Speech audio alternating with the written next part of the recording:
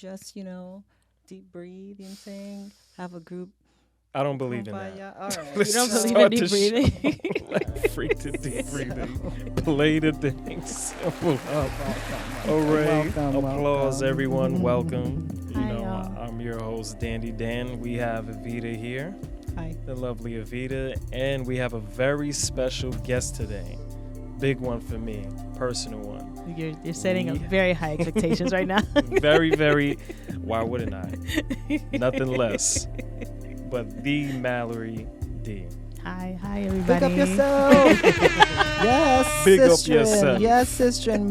Let me hit you with another one. Yes. Word, another one. Yes, my name is Malory D. I have a very long last name that's hard to pronounce, so we'll just go with D for now. All right. No Okay. worries, man. Someday we'll get into it. Yeah. All right. But just been having a lot of these questions, thinking to myself lately, and one of the things that I've always been finding myself revisiting every single day when I'm at work is what is going on with the professionalism.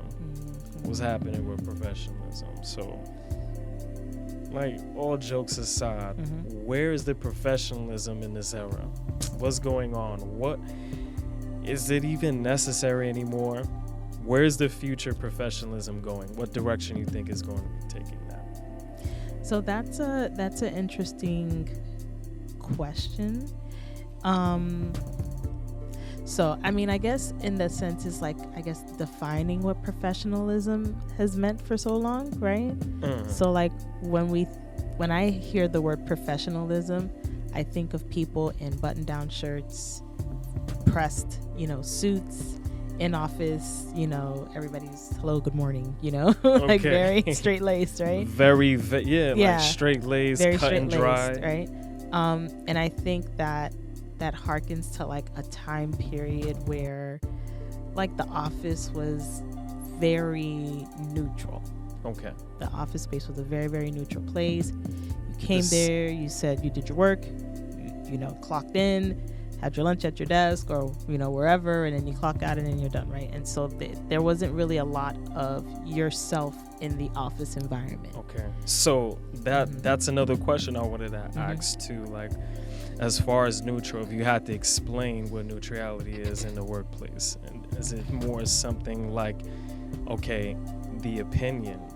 Is it the overall characteristics of the person, persona to work? At one point, there was no persona at work, or do you feel like there was some type of persona, we just didn't respect it at some point?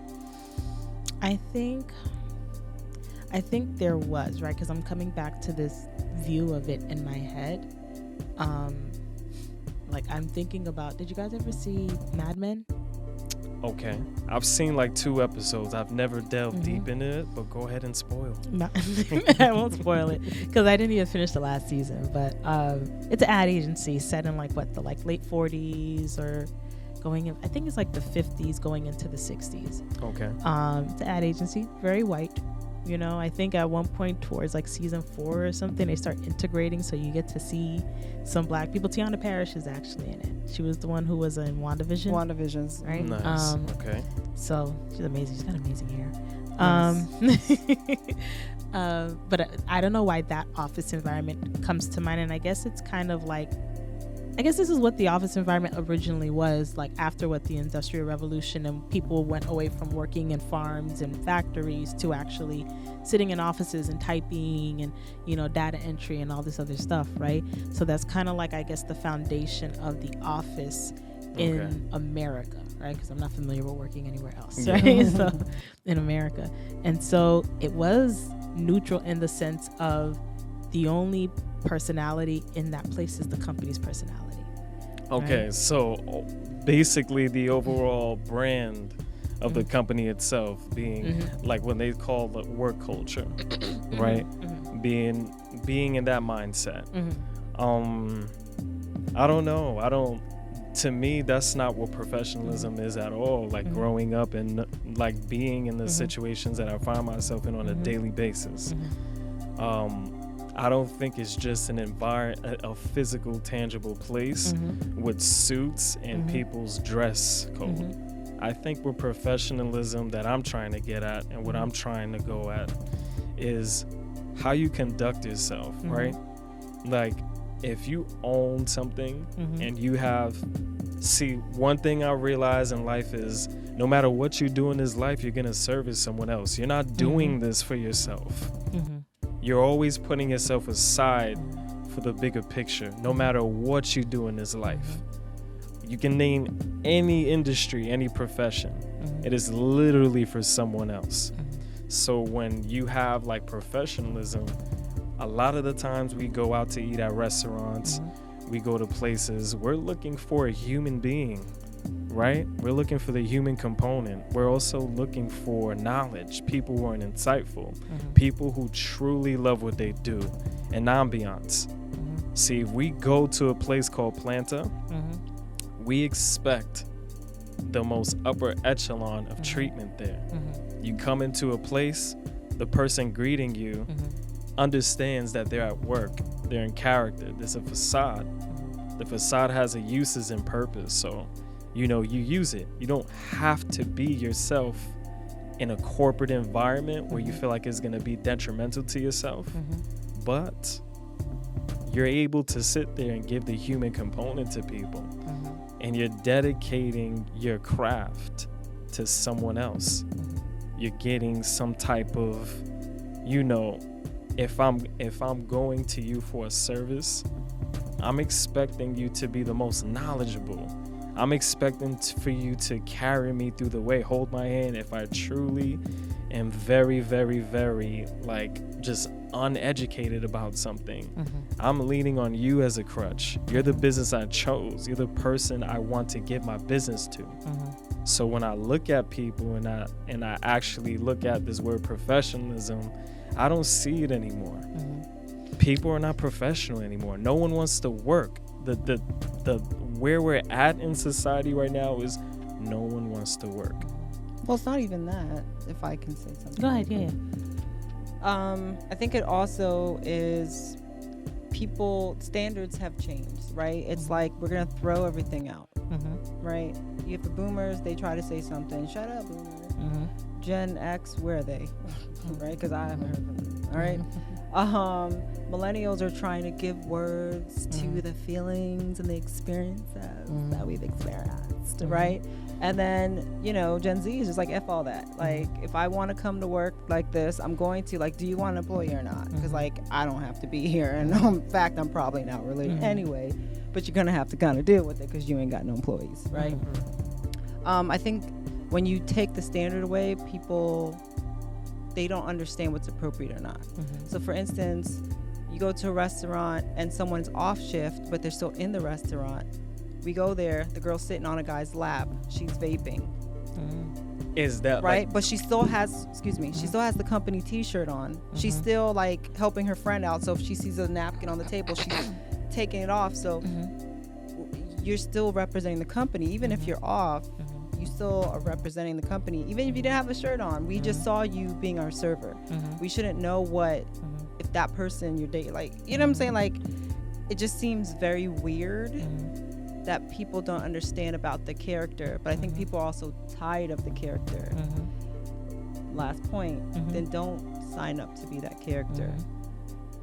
I hated working at McDonald's in high school. It was the bane of my existence. So I got the heck out. Okay, I did my time.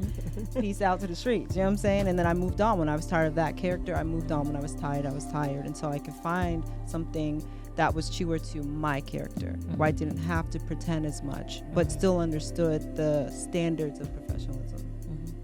If that makes sense. I agree with that.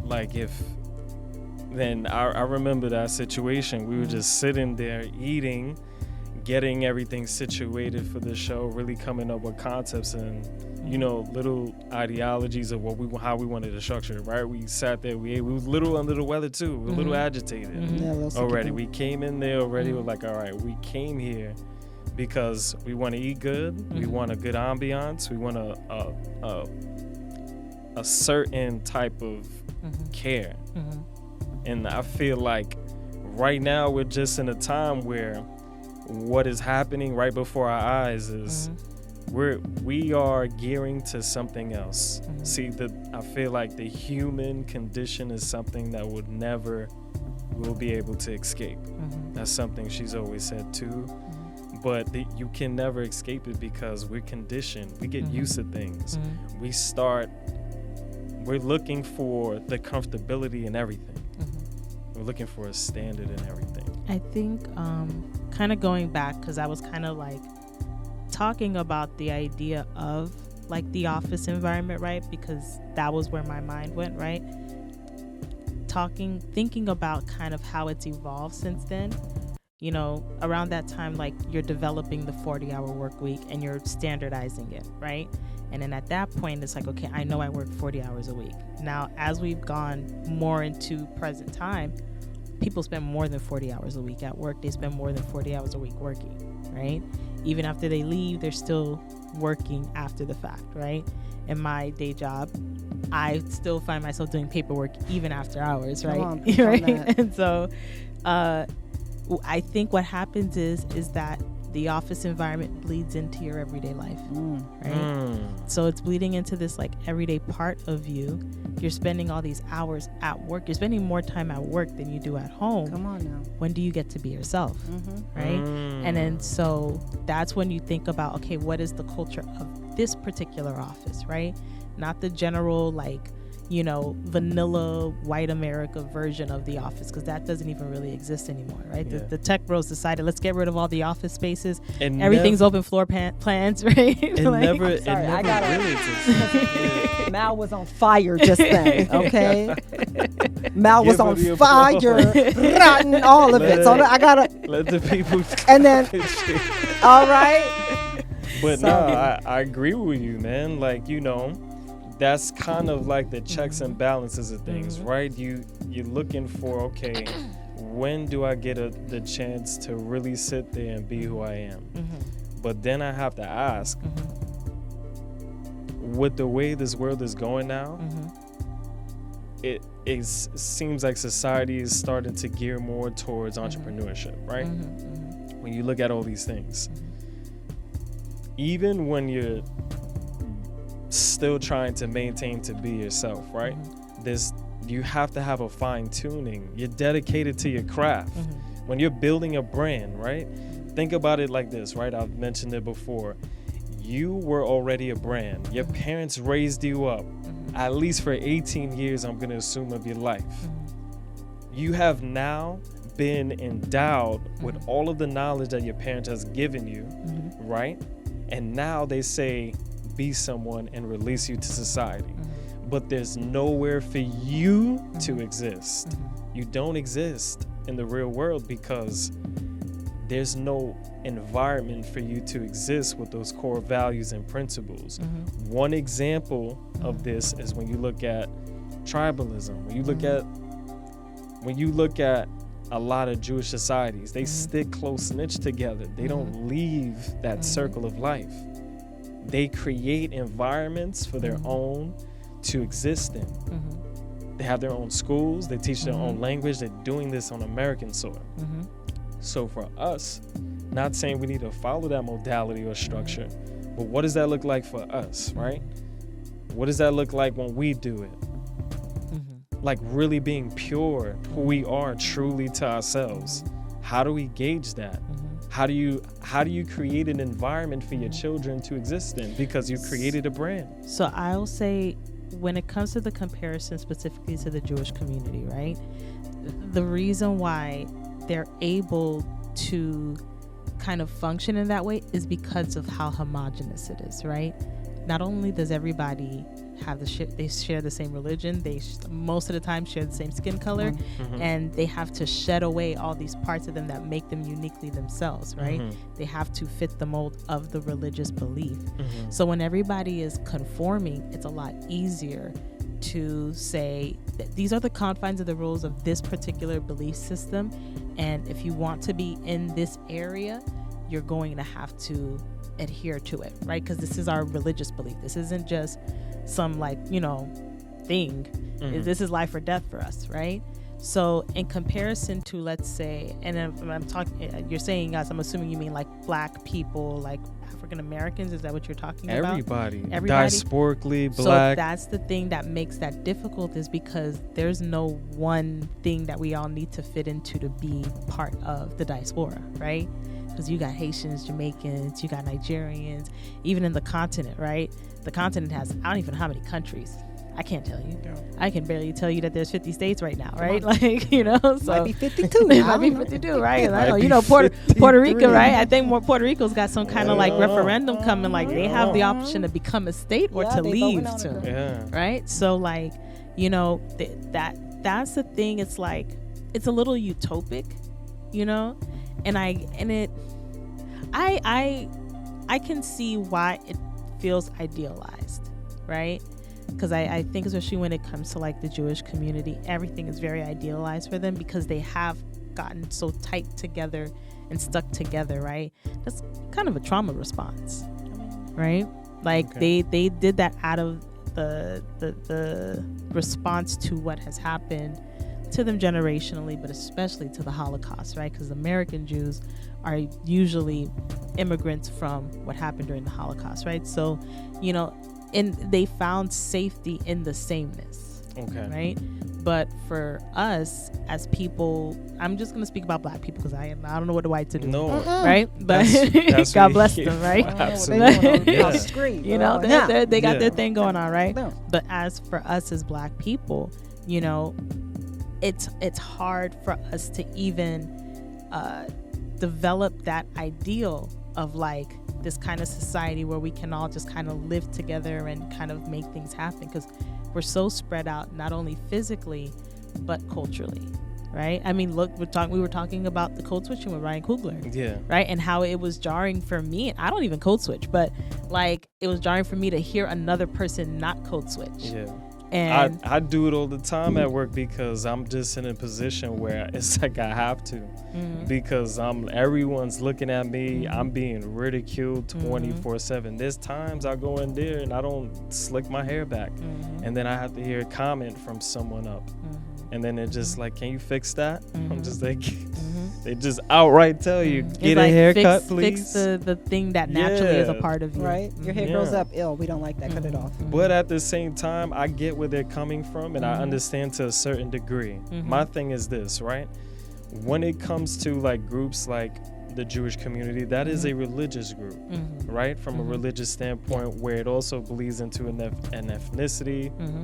Go there now. But when it comes to us, blacks and Hispanics predominantly, like that's something that I always focus on, because I feel like as Hispanic people in this country, we follow in the footsteps of black American people. They are the force structure of how they're the closest thing we can relate to. We do not relate to the white side, I would say, or the Anglo-Saxon side, or what you would say the conquistador side. We don't have realistic like embodiments of that. There's no anthropomorphic like imagery for us to actually say this represents us as for us, right? But at the same time, I think we focus on being too different. At the end of the day, we don't have to all believe in the same things. And that's the problem with the whole religious aspect. We don't have to all have the same beliefs. All we need to do is be able to have a system of where we are functioning optimally, where realistically we are everywhere. We're everyone. We belong to every part of the world, all four corners of this thing. So why can't we not get on code? You talk about being on code, right? Why can't we not do that with one another, where it's like, okay, we can actually structure something? I feel like right now the reason why it doesn't happen, because the people who are in power, right, that do look like us, we always say, well, they hopped off the wagon a long time ago. They don't represent us. That's not how we sound. That's not how we act. That's not how we eat. That's not how we move in on a day-to-day basis. But how else are we supposed to get somewhere?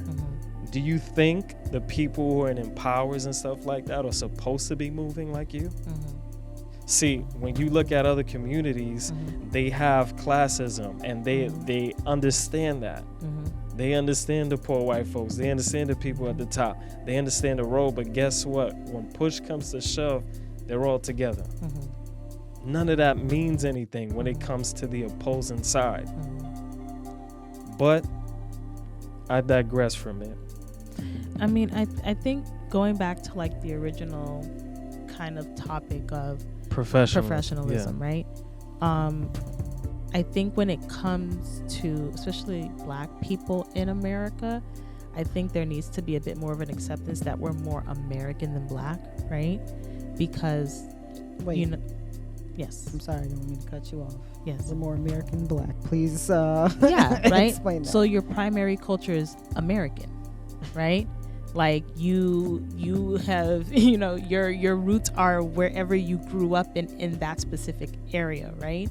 And this is where, people get muddied about like, non-Black people who sound and act like Black, but their primary culture is where they grew up in, right? If you're a white quote unquote Black scent. Yeah, right. If you're a white person, there's some people with the Black scent that I got my.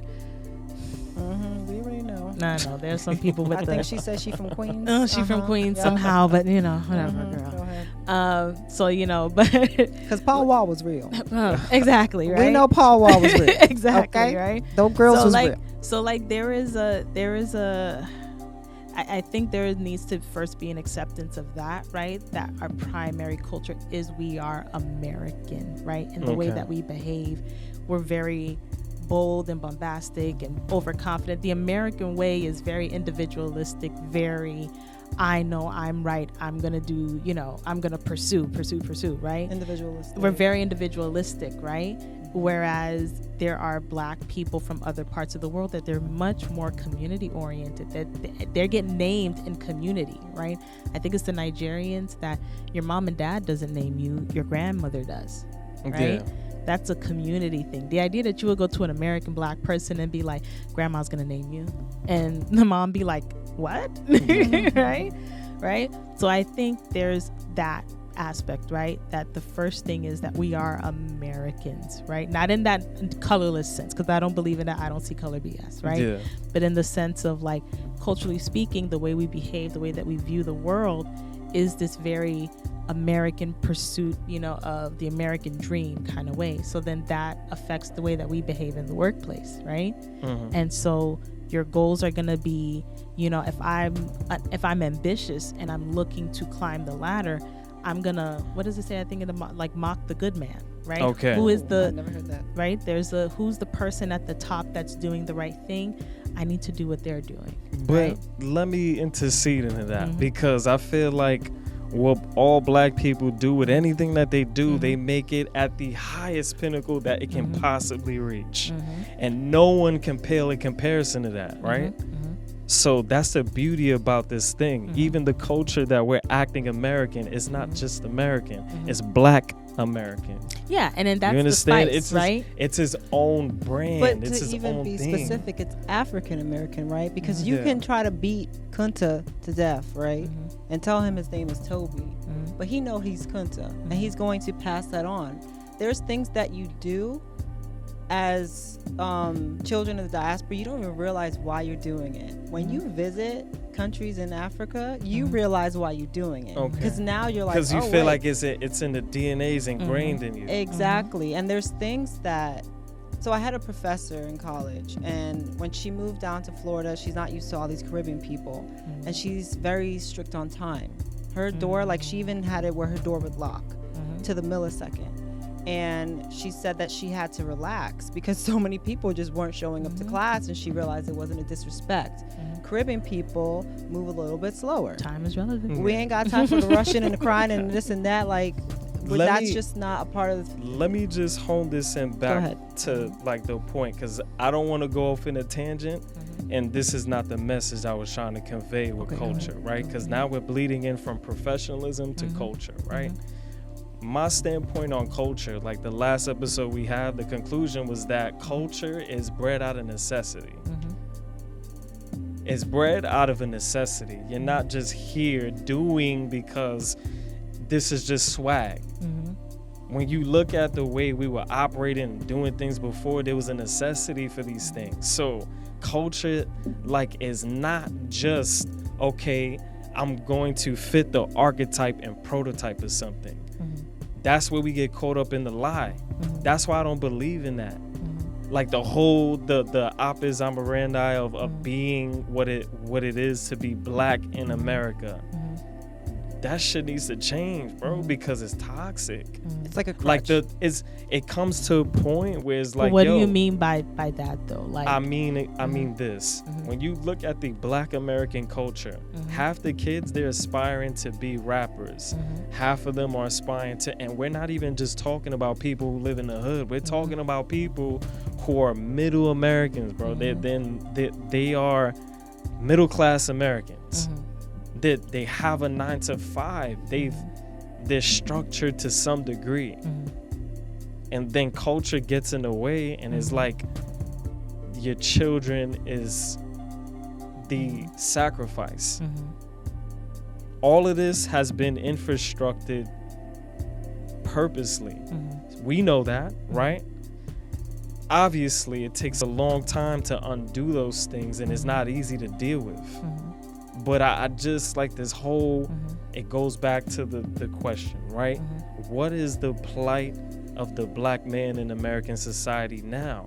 What is the whole angle of thinking now with all that's happened? Where do we go? So I think, so kind of where I was going with the topic about us being kind of Americans first, right? And then what American culture means is to pursue, life, liberty, and like property, I think it is, right? So like it propels us to engage with the workplace, with the way that we fit in the world in a way that can be a little maybe not as well thought out as it needs to be, right? So even the idea of like so many kids, we're talking about black kids specifically, right? Where they don't want to become doctors and lawyers and things like that, right? They want to be YouTubers and rappers and singers and dancers, right? But I think that also has to do with the culture of the time we live in as well, right?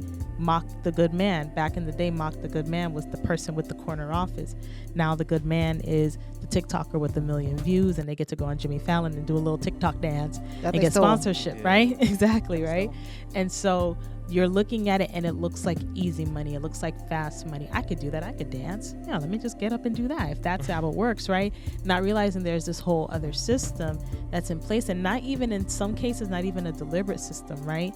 Because the fact that one girl, that white girl, was able to steal all those TikTok dances and then become like a household name, it had to do with the fact that the people who unfortunately make up the majority of people who spend money in this country look like her.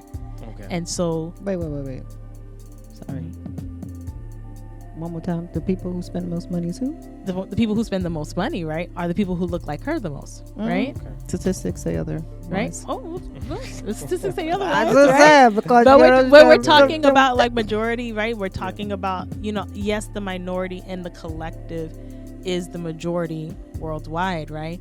But the majority of this country, I think, is like 40 plus white, right? Like the country of the country. Sorry, I mixed up countries. Hold on, let me put the camera of shame on me. I mixed up countries with the bigger land masses. What are those called again? Your continents. Thank you. Yeah. Okay, camera back to Malory. In the U.S., right? They are still the majority, right? Yes. So if they put eyes on something, it overwhelms it, right? And so these black kids are like, I want to do that. So I'm going to pursue that because that is a way that looks easy, but you're not what they're looking to look at, right? You can get the niche, part of the country, which is your culture, and then maybe you can have crossover appeal, right? What do they say? That crossover? Yes. Like you got the Wayne Brady's and stuff like that, which is not even his fault, right? Yeah. Like they just gravitated to him, right? Well, see, and that kind of goes. That's a fact. I just interject for just 1 second because I have watched the interview with Wayne Brady. Beautiful. The Z-Way one? Was it Z-Way? He was on Z-Way recently. It could have been Z-Way. I don't know because I love her too. Oh my goodness, she's so funny. like you said, you don't code switch. Mm-hmm. All due respect, no offense. Mm-hmm. You don't need to, Mallory, because how you speak, except like we said, when you get Mallory in, which is the black girl like thing, you fit in voice wise with what America deems presentable. I see that. I got a lot of accents, okay, and I got a lot of attitude, and I have. Hey, good morning. Sometimes I do it even higher because I need to entertain myself as I'm doing it, because I'm like, if they heard what I was listening to the car before I got here, if they hear how I'm speaking in my head right now. It's true what you say. At some point when you like going to work and you have to do the code switch thing where you have to put on the corporate voice. Oh, there you go. And you have to do all that. It's like you start entertaining yourself with this shit because you realize this is not feasible. Like you cannot sustain this in every facet of your life. This is not real. Like there's no. So like, then it brings that. me back to the situation you guys had at the restaurant where you saw the girl sitting on the guy's lap, right? And she was off the clock, but she still had the company's logo on and she represented them, right? But then it asked the question of how long has she held up the code switch, right?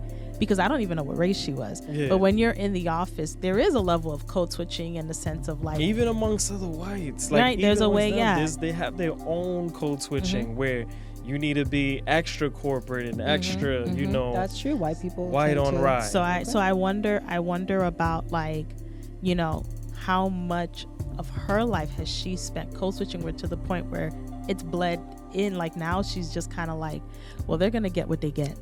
Let me enlighten you. This was a woman who was probably 19 years of age. Oh, and then she's young. Let me tell you, there was no experience attached to that. So, which goes to like the other question, right? So we got a little bit into like the professionalism, culture. But I do have these questions with those things because now I'm looking at it like, okay, does culture solely mean your race and ethnicity?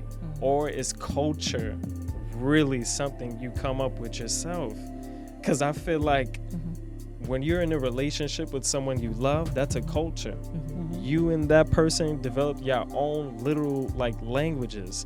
You come up with own little cute words. They might things you turn a word that you probably messed up and now becomes the staple of what you mean in that relationship.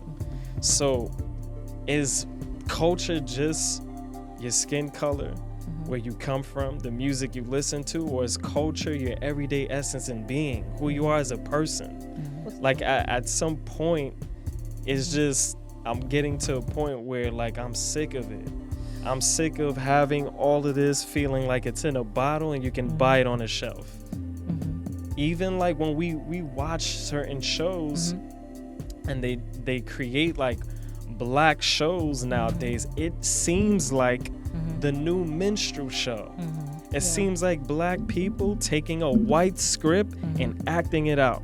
This is not how it goes. Or even white people creating like, scripts and then instead of that's what hiring that's more white what people I'm with blackface, they're hiring actual black people to do. I like Ryan Coogler for that because when you watch a Ryan Coogler movie, that shit feels real. Like when I watch Black Panther, that's how. That's the embodiment. That's the anthropomorphization of it. Like that's how we looking right now. To the question of culture, right? Yes. I say culture is not necessarily who you are individually day to day. It's a connective tissue to a wider group, right? Okay. So just like we had that very brief discussion about the Jewish community, right? Their connective tissue is that religious belief, right? When it comes to black people, a lot of our connective tissue, which is our culture, happens to have a lot to do with the way we alleviate pain and stress through entertainment, right? That rapping, dancing, art, you know, that kind of stuff. And then, you know, obviously there are people who are like creatives in the space of tech and things like that. Like we're not just, you know, entertainers, but I think that entertainment is just easier to latch on to no matter what part of the country you're in, right? Because what I think about is I had a friend, she went to an HBCU, from the hood, just like I'm from the hood, came from the same hood, right? And when she went there, what she encountered, because when you go to the HBCU, you're like, oh, it's gonna be all these black people, it's gonna be amazing. But what she encountered was actually lots of black people, lots of affluent black people. For the people out there, what is an affluent black person? So this is a person who more than likely grew up in like a very wealthy neighborhood. The tax brackets are high, but chances are they were the only black person there. So then they went to an HBCU looking for the black experience, right?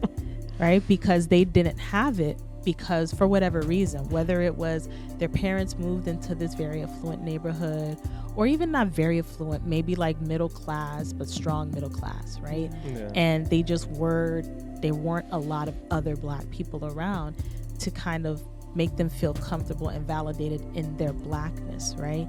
They've always had to just kind of have black skin, but never really engage with the wider culture of what black people are doing with dances and things like that, right?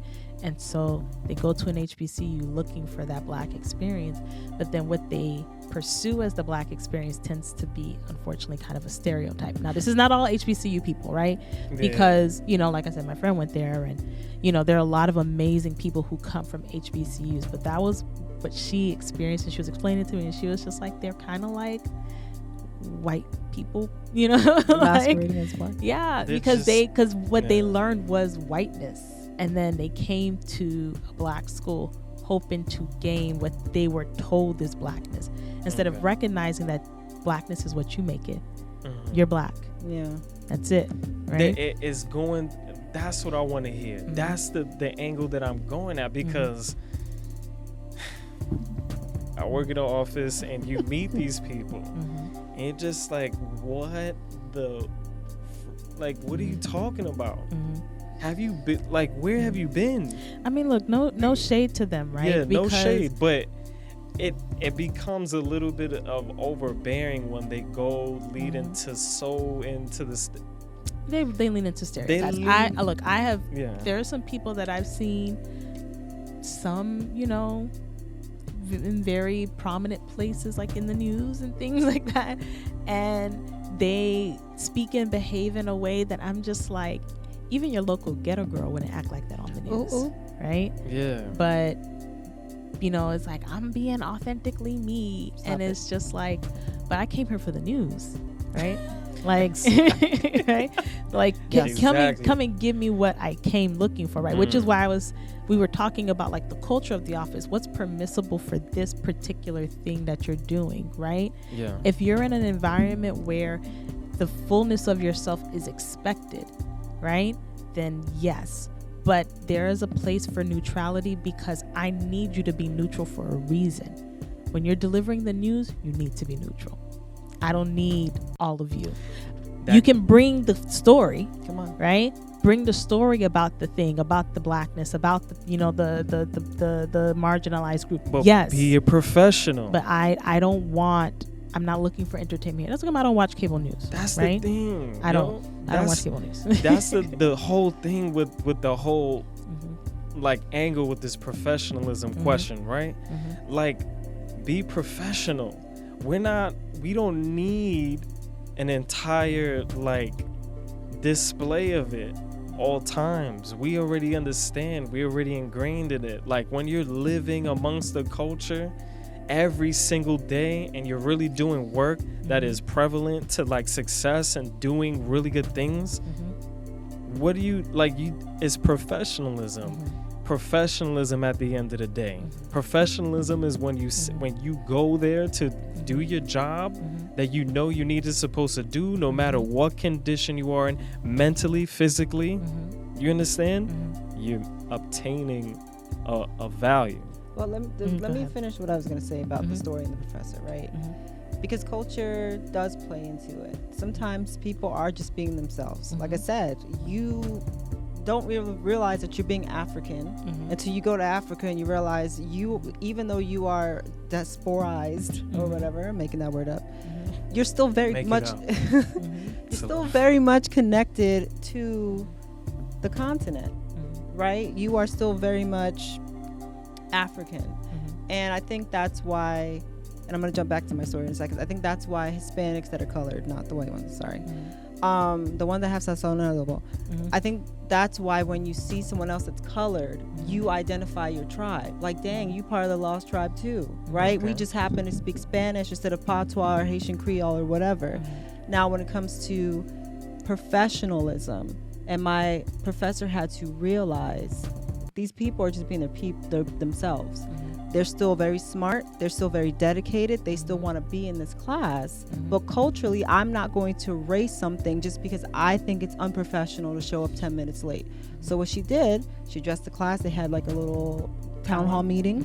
Oh, I don't think powwow's appropriate. Sorry. That's a little bit of a fight. There might have been a little. No. I think like culturally, like the We'll stay away from that because someone might have to have checked her for her to understand, and then she might have had to check them. Have a discussion. Exactly, have a discussion. We'll use the corporate American word, discussion.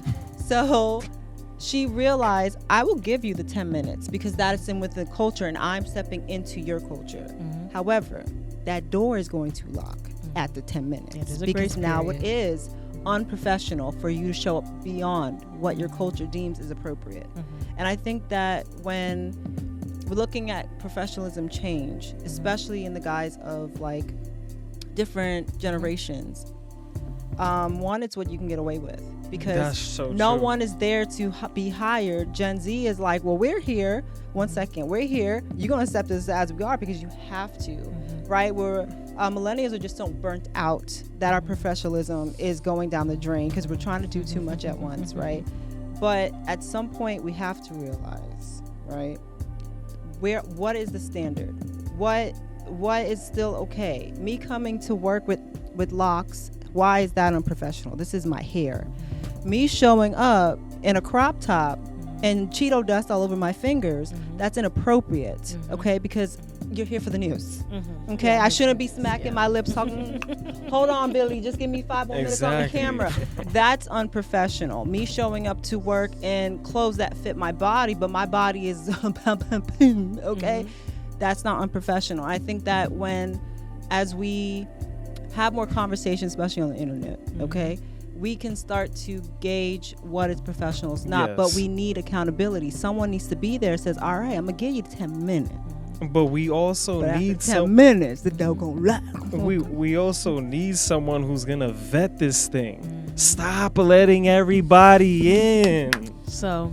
like, yo, there needs to be vetting. There needs to be someone who's pure, good-hearted, who upholds a standard, the structure. Where is the structure? So this is the thing, right, about vetting. I'm not going to get into what I do for a living, but I do work in mental health, right? And the first thing that I want to address when it comes to, like, the way you behave, right, in a particular environment, whether it's in the office or on, in a restaurant, right, or whatever, right? The question you have to ask yourself, that I have to ask myself, and a lot of people in my profession have to ask themselves, is why am I doing this? What is the purpose of me doing this particular thing right now? Come on now. Hold on. Can I just... So, wait, is that considered like, all right, is like, in a sense, is like self-vetting? Yes. You check yourself. Yeah, right? Because you have respect for the profession that you're in. You ask yourself, what is the reason why I'm doing this? How does this affect the other people that I'm engaging with? I'm sorry, Malory, just hit me, baby, one more time, okay? You said when you respect, okay? Come on now. The spirit is moving. You said when you respect, okay? What happened when you respect? You do self-evaluate, right? Come on. What happened when you respect? We don't have any organs here, so I don't know if I'm giving the right church effect that I need at the moment, but it's just hold up. I'm pushing everything. Wait. Let me see. Press the 6. I don't know what that do. Like, that's a heartbeat. Hold on. You got a heart racing on that one, Malory. Okay. Oh, man. All right. All right. But it's it is something if you respect the profession, right? So you mentioned something about like the standard bearer, right? Somebody who's perfect. Vetting it, right? Nobody's perfect, but there are professional standards, right? There are standards for the industry that you're in, right? And so we use that as the guideline for how we're going to engage in behavior. Now, there are some things that do need to change, right? Mm-hmm. There are some things that are set up in place because a lot of the standards are set up by white men, right? Not even white women, right? Like, now, right? I'm not going to hold you. Let me just jump in real quick because I think, and this is not to come after white women. I know that they're trying to find their voice in a sea of oppression. I get it. But we cannot... Go ahead. I'm not mentioning the feminism word. I did not say it. I do think that white women do sometimes get the load off of them, which shows their privilege even more. Like there were literally laws passed to allow white women to kill black enslaved Africans. So I don't really take them on the devil. But I'm gonna let you say what you're saying because I don't know why I need to say that. Because honestly speaking, right, beyond even just race, right, gender-wise, power structures have always lent towards men. Because of evolutionary reasons, because of historical reasons, why we're going back to the days where people had to hunt for their food.